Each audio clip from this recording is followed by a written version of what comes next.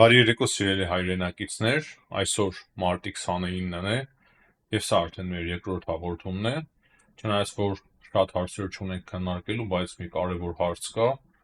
և այդ հարցի հետ մեկտեղ մենք կքննարկենք նաև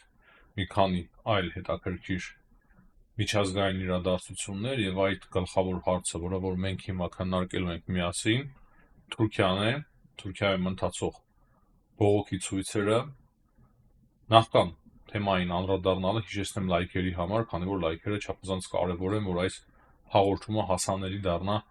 շատ ավելի շատ մեծ լսարանի։ Ուրեմն կարևոր է նշել, որ 10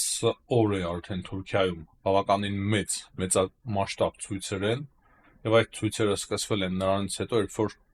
Ստամբուլի քաղաքապետ Էկրեմ Էմամօղլուն ձերբակալվեց, գիտեք, նրան հիմա մեղադրում են կաշառակերության մեջ եւ ՔՊԿ-ի հետ համագործակցության մեջ, ՔՊԿ-ն քրթական բանվորական կուսակցությունն է, որը որ Թուրքիայում համարվում է ահաբեկչական կուսակցություն, եւ ահա այդպիսի մեղադրանքներ են ներկայացվել Ստամբուլի քաղաքապետին, ով ընդդիմադիր քաղաքապետ էր, եւ Թուրքիայում խոսք կա, ասացված կա, ով որ վերցնում է Ստամբուլը, նա դառնում է հաջորդ նախագահը, եւ դա էր հիմնական մտավախությունը Ռեջեփ Թայիպ Էրդողանի, ով իշխում է Թուրքիայում 25 տարի, որ կարող էր Էկրեմ Էմամօղլուն դառնալ հաջորդ նախագահ, եւ երևի թե դա էր հիմնական պատճառներից մեկը, որ հիմա ձերբակալվելու որոշում կայացվեց նրա մասով եւ նա ձերբակալվեց։ Իմիջիայլոց այսօր նաեւ տեղեկություն կար, որ նրա փաստաբանը նույնպես ձերբակալվել է, կարևոր է այստեղ նշել, որ չնայած այդ ձերբակալությունների մասսայական ցույցեր են տեղի ունեցել Թուրքիայի ամբողջ տարածքում եւ դրա հետևանքով նաեւ բազմաթիվ լրագրողներ են հիմա ձերբակալվել, բազմաթիվ լրատվամիջոցներ են փակվել այս վահի դրությամբ ընդդիմադիր ուղղվածության, բավականին լուրջ քննադատություններ են հնչում Ֆրանսիայից, Գերմանիայից, մասամբ նաեւ Ամերիկայի Միացյալ Նահանգներից, սակայն այնուամենայնիվ թերքերը կարողանում են հավաքվել եւ ցույց անել Ստամբուլի հիմնականում բնակիչները եւ ոչ միայն, եւ ասեմ, որ աննախադեպ թվով ցույցեր են տեղի ունենում։ Օրինակի համար այսօր նախնական տեղեկություններով 2 միլիոն 200 հազար մարդ էր հավաքվել միայն Ստամբուլում, բավականին մեծ, շատ մեծ, կարելի ասել նույնիսկ ցույցերը, ես չգիտեմ, թե աշխարհի ուրիշ ծայրում այդքան մարդ կարող է հավաքվել, թե չէ ցույցի։ Ստամբուլի շրջաններից Մալեթեփեում հավաքվել էր այդքան մարդ, 2 միլիոն 200 հազար մարդ, պատկերացրեք, մոտավորապես մի քիչ ավելի փոքր է, քան օրինակի համար Վրաստանի կամ Հայաստանի բնակչությունը, բայց շատ կարևոր է նշել, որ Ստամբուլը չափազանց մեծ քաղաք է, ես մեկ անգամ ասել եմ, առիթ եմ ունեցել, որ եղել եմ 10 տարի առաջ Ստամբուլում եւ ես զարմացել էի, թե ինչքան օրինակի համար մարդ է քայլում նույնիսկ Ստամբուլի Տաքսիմ փողոցի վրա, շատ մարդ էր, միայն այս ցույցերի ժամանակ եմ այդքան մարդ տեսել, եւ ահա այդ ահռելի մեծ քանակությամբ քաղաքը դուրս է եկել հաստատի ցույցի, նույնիսկ խոսք կա, որ Ստամբուլը Մոսկվայից էլ ավելի մեծ է։ Ես չգիտեմ Եվրոպայում մեկ այլ քաղաք, որը որ այդքան բնակիչների թիվ ունենա։ Եվ դրա համար ասում եմ, որ սա երևի թե աշխարհում ամենամարդաշատ ցույցերից մեկն է հիմա ինչ տեղի ունենում Ստամբուլում։ Եվ այդ ցույցի ժամանակ Թուրքիայի ընդդիմության առաջնորդներից մեկը Օզգուլ Օզելը հայտարարել է, որ Թուրքիայում պետք է տեղի ունենան արտահերթ նախագահական ընտրություններ։ Նրա խոսքով իրենք հիմա նախաձեռնելու են ստորագրահավաք եւ գնալու են դեռնից դուր, որպեսզի Թուրքիայում տեղի ունենան արտահերթ նախագահական ընտրություններ եւ իր կարծիքով Թուրքիայի բնակիչների ամեն երկրորդը համաձայն կլինի, որ Թուրքիայում տեղի ունենան նախագահական արտահերթ ընտրություններ։ Հիշեցնեմ, որ նաեւ օրեր առաջ Թուրքիայում տեղի էին ունեցել պրայմերիզներ եւ այդ պրայմերիզների ընթացքում մոտ 15 միլիոն մարդ քվեարկել էր Էկրեմ Էմամօղլուի օգտին, այսինքն երկրորդ տեխնատու չէր ունեցել ընդդիմադիր այդ կուսակցությունը։ Եվ կարևոր է այստեղ նշել, որ իրենք այդ ընդդիմադիրները հիմնականում քեմալիստներ են, Քեմալ Աթաթուրքի հետևորդներ են, իսկ Ռեջեփ Թայիպ Էրդողանը ավելի իսլամամետ առաջնորդ է, որը որ բավականին լուրջ ձևով շեղվել էր թուրքական այդ պետության հիմքերից, որը որ հիմնադրել էր Աթաթուրքը, եւ եթե Աթաթուրքի հիմնադրած պետությունը համեմատաբար ավելի ժողովրդավարական էր համարվում, ապա ըստ Թուրքիայի բնակիչների, ճիշտ ասած ես չգիտեմ, այս ամենը ուղղակի տեսնում եմ այս համացանցում եւ պատկերացում ունեմ ուղղակի դրա համար եմ այս ամենի մասին խոսում, համացանցից ստացվող տվյալների վրա, որ Էրդողանի իշխանությունը շատ ավելի բռնապետական համակարգ է, քան թե այդ քեմալիստների պատկերացրած Թուրքիան պետք է լիներ եւ բավականին լուրջ ձևով ինքը հիմա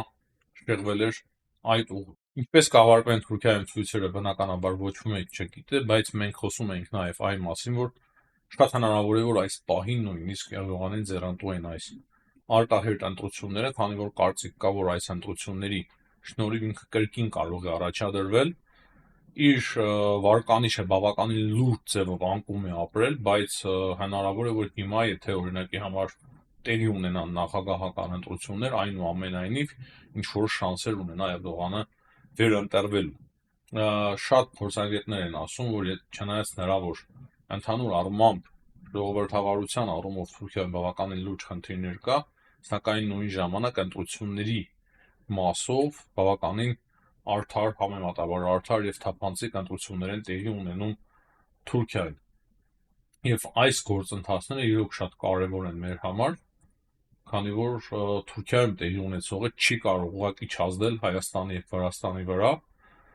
եւ այն թե ինչ կլինի Թուրքիայում միանշանակ ազդեցություն կունենա Հայաստանի եւ Վրաստանի վրա։ Այն թե ինչ ապագա է ընտրելու թուրք ժողովուրդը, դա կանդրադառնա նաեւ մեր վրա։ Մենք ուզենք դա, թե չուզենք։ Հնարավոր է շատ-շատերը չեն ուզում, հնարավոր է մարդիկ կան, որ ուզում են, չգիտեմ ովքեր իրականում, բայց հնարավոր է նման մարդիկ էլ լինեն։ Ես ասում եմ ուղղակի, որպեսզի մենք բոլորս հասկանանք, որ բաները կա, որ առանց մեր ցանկությունների մեր վրա ազդում են։ Օրինակի համար նույն Իրանի հետ կատարվողը, ես սա չեմ ասում, որ կամ վախ տարած են կամ ցարսափ, ես տեսնում եք, որ հիմնականում շատ ավելի զգույշ եմ արտահայտվում, բայց տեսնում եք, թե ինչ է տեղի ունենում հիմա Իրանի շուրջը։ Այս պահի դրությամբ դեռևս չեմ տեսնում ես լուրջ վտանգ, որ օրինակի համար վաղը տեղի կունենա պատերազմ ընդդեմ Իրանի։ Սակայն արդեն ապրիլի կեսերին կամ ապրիլի վերջ, հնարավոր է մայիսի սկիզբ, բնականաբար մենք չենք կարող գուշակություն անել, բայց այդ ժամանակահատվածում կարող են արդեն ծայրաստիճան լարվել հարաբերությունները Իրանի եւ Ամերիկայի Միացյալ Նահանգների միջև եւ արդեն ռազմական գործողությունները դառնան անխուսափելի։ Հուսանք, որ ամեն դեպքում ռազմական գործողությունները չեն տեղի ունենա, բայց այստեղ կարևոր է նշել, որ ավիակիրները Ամերիկայի Միացյալ Նահանգները սկսել է կրկին ուղարկել մերձավոր արևել, այսօր օրինակի համար Գուամ կղզուց մեկ ավիակիր եւս ուղևորվել է դեպի մերձավոր արևել, դա ոչ միայն հուտիների հետ է կապված, այլ հասկանում ենք, որ Իրանի հետ է կապված, բայց այնտեղ արդեն Ամերիկայի Միացյալ Նահանգները ունեն մեկ ավիակիր, Հարի Տրուման ավիակիրը։ Եվ սա եւս շատ կարևոր է Թրամփի սպառնալիքների մասին։ Ես խոսել եմ մեր նախորդ հաղորդման մեջ, հստակ սպառնում է Թրամփը եւ նաեւ խոսել եմ այն մասին, որ Իրանը նամակը փոխանցեց, պատասխան նամակը Թրամփին երրորդ երկրի միջոցով։ Բայց հույսով ենք, որ ամեն դեպքում հնարավոր դառնա խուսափել պատերազմից Իրանի եւ Ամերիկայի Միացյալ Նահանգների միջև։ Շատ անգամ մենք այն ցանկանում ենք, ասում ենք, որ ոչինչ տեղի չի ունենա, բայց մենք միշտ պետք է պատրաստ լինենք ամենավատթարագույն սցենարին ցանկացած պարագայում, որպեսզի պատրաստ լինելով, եթե վատթարագույն սցենարը տեղի չունենա, շատ ավելի լավ լինի մեզ համար։ Իսկ եթե ուղղակի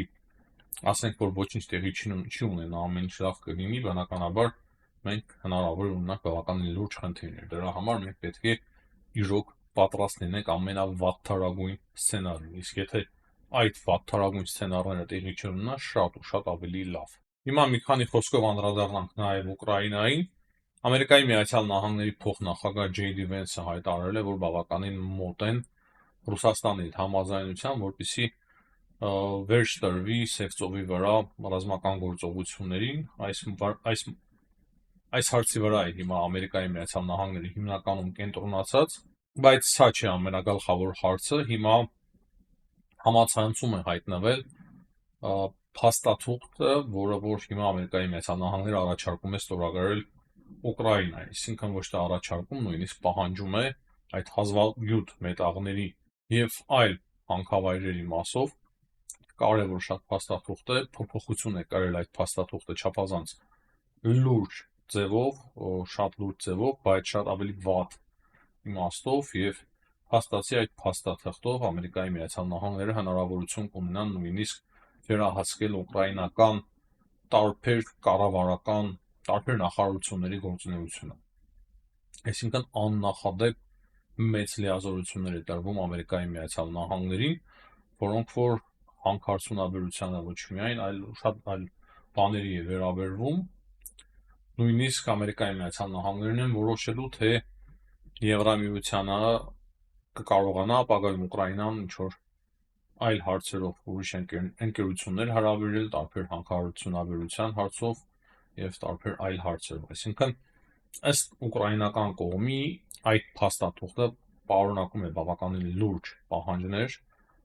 Այն օգնությունը, որ Բայդենի օրոք տրվում էր Ուկրաինային, դա արդեն պարտք է վերագրվելու Ուկրաինային, $100 միլիարդ ավել պարտք, եւ եթե տարեկան Ուկրաինան չի կարողանում վաճառել $100 միլիարդ, 4% ավելանում է, այսինքն 4 միլիարդով ամեն տարի այդ պարտքը ավելանալու է։ Եվ հիմնականում ամենամեծ եկամուտները ստանալու է Ամերիկայի Միացյալ Նահանգները եւ հետո նոր ինչ-որ չափով ստանալու է Ուկրաինան։ Ու նույն ժամանակ այդ փաստաթղթում ոչ մի երաշխիք չի լինելու, ոչ մի պահանջներ չպետք է լինեն, ոչ մի երաշխիքներ, ռազմական անվտանգային երաշխիքներ չեն պարունակելու այդ պայմանավորվածությունները